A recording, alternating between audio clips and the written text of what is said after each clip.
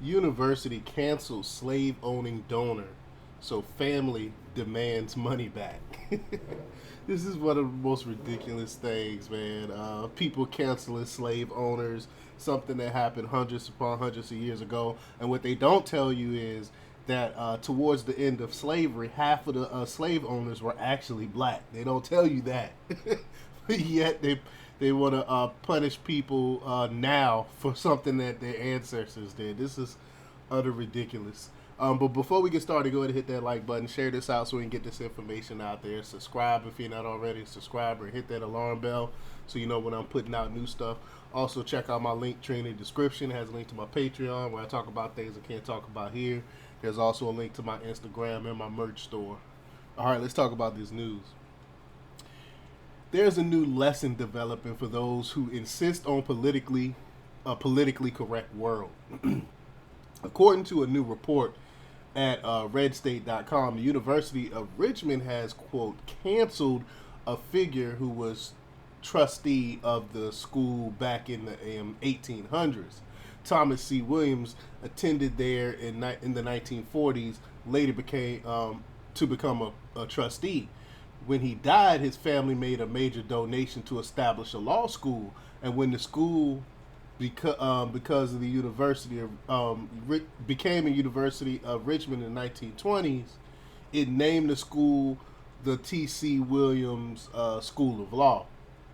However, school board members now have changed the name of the University of Richmond School of Law, with President Kevin Hollock explaining the schools recognizes the family, but the report said tax records show the donor tobacco business owned 25 to 40 slaves.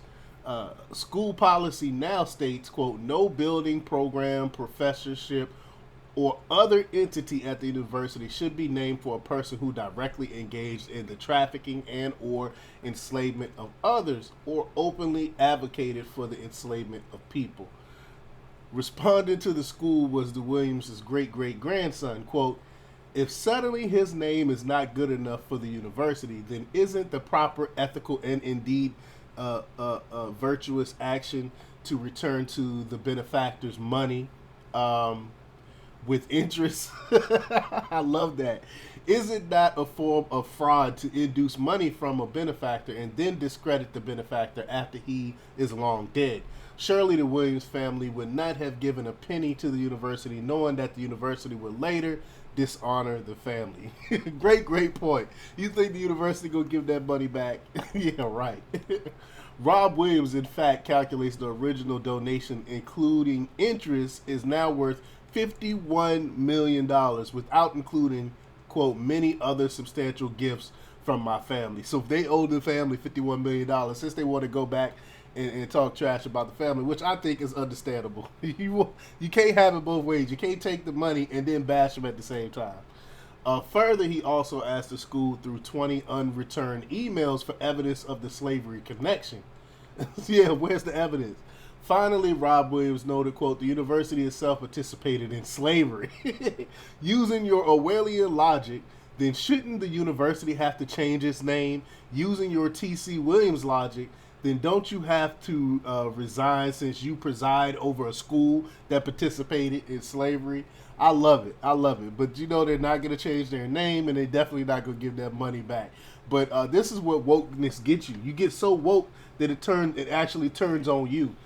that's what happens. But let me know what you think. Leave your comments down below. Like, share, subscribe, and check out democrapublics.com for the latest in news. Until next time, peace.